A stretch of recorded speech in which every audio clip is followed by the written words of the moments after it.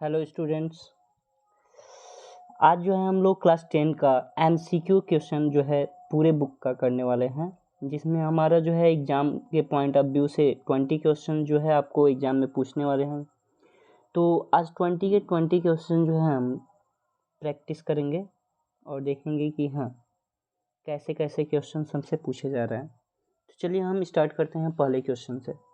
पहला जो क्वेश्चन है हमारा, पहला क्वेश्चन जो है हमारा क्या कर रहा है कि the graph of y is equal to P X is given, मतलब जो ग्राफ है ना वो हमारा दिया हुआ है for a polynomial P x, किसी पॉलिनोमियल पी एक्स के लिए ये हमारा ग्राफ जो है दिया हुआ है।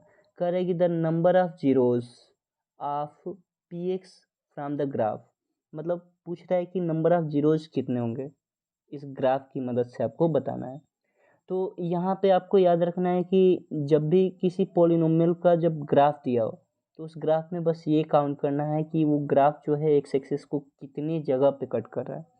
तो जैसा कि आप देख रहे हो यहाँ पे इस ग्राफ में हमारा जो है एक्स एक्सिस को केवल एक पॉइंट पे टच कर रहा है, इसलिए इस क्वेश्चन का जो आंसर हो जाएगा वो केवल नंबर ऑफ जीरोज जो हो जाएंगे इस क्वेश्चन के वो केवल 1 हो जाएंगे, यानी इसमें हमारा बी ऑप्शन जो है इस क्वेश्चन का सही है। चलिए हम बढ़ते हैं नेक्स्ट क्वेश्चन की तरफ, दूसरे क्वेश्चन की तरफ बढ़ते हैं। और दूसरा क्वेश्चन हमारा क्या कर रहा है, ये हमारा जो है pair of linear equation in two variables का क्वेश्चन है। Pair of linear equation in two variable में भी इनफाइनाइट मैनी सॉल्यूशंस का जो हमारा केस होता है उससे रिलेटेड क्वेश्चन है। अब देखिए यहाँ पे इस क्वेश्चन में हमसे कहा क्या रहा है, the value of T for which the pair of equations, मतलब इक्वेशन दिया है हमारा के X is equal to Y plus two, और दूसरा इक्वेशन क्या दिया है 6x is equal to 2i plus 3 has infinitely many solutions. अब क्या करना है हमको, इनफाइनाइटली मैनी सॉल्यूशंस के लिए आपको केसेस याद रखने हैं कि रेशियोज में इसके फार्मूलेस क्या होते हैं। तो आपको फार्मूले याद होगा जो है कि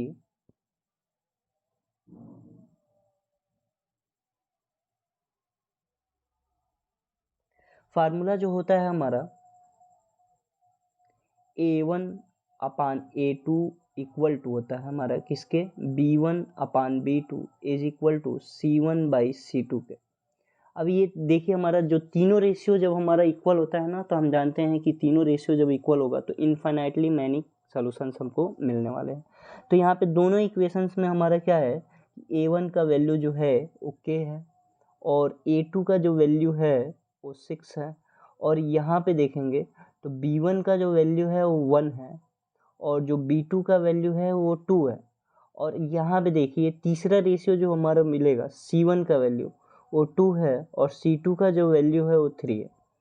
अब ध्यान से अगर आप देखेंगे तो आपको क्या होगा, ये दिखेगा कि B1 बाई B2 इक्वल ही नहीं है, मतलब डज नॉट इक्वल है C1 बाई C2 के, क्योंकि इस कंडीशन को होल्ड करना चाहिए था उसको। तो B1 बाई B2 अगर इक्वल होता C1 बाई C2 तब हम किसी एक रेशियो से हम क्या कर देते, इसको कंपेयर करते और कंपेयर करके हम क्या करते K का वैल्यू निकालते। लेकिन यहाँ पे ये पॉसिबल ही नहीं है क्योंकि ये फर्स्ट सेकेंड और थर्ड रेशियो आपस में इक्वल नहीं है, इसलिए इस क्वेश्चन का आंसर जो हो जाएगा डज नॉट एग्जिस्ट हो जाएगा। बढ़ते हैं हम अपने नेक्स्ट क्वेश्चन की तरफ, तीसरे नंबर क्वेश्चन की तरफ। तीसरा नंबर क्वेश्चन हमारा AP से रिलेटेड क्वेश्चन है, अर्थमेटिक प्रोग्रेशन से रिलेटेड ये क्वेश्चन है। अब आप ध्यान से देखोगे इस क्वेश्चन को तो इसमें 3 नंबर्स दिए हैं। कह रहे if p-1 p+1 and 2p+3 are in AP then the value of p is, मतलब p का आपसे वैल्यू पूछेगा। ऐसे ही 3 नंबर्स आपको दे देगा और उसमें कोई एक कांस्टेंट रहेगा, उस कांस्टेंट का वैल्यू आपसे पूछेगा। तो आपको याद क्या रखना है, आपको ये याद रखना है कि जब भी 3 नंबर्स आपको दे दे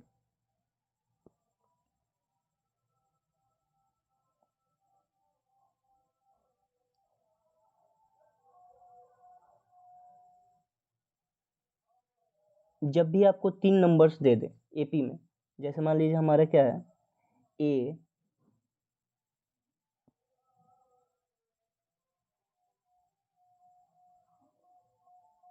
याद रखना कि A, B और C क्या है हमारा AP में, अगर कोई 3 नंबर दिया हुआ है, ठीक है, तो आपको याद रखना है कि सेकंड वाले नंबर का ट्वाइस, सेकंड वाले नंबर का ट्वाइस जो होगा वो पहले और तीसरे नंबर के सम के इक्वल होगा।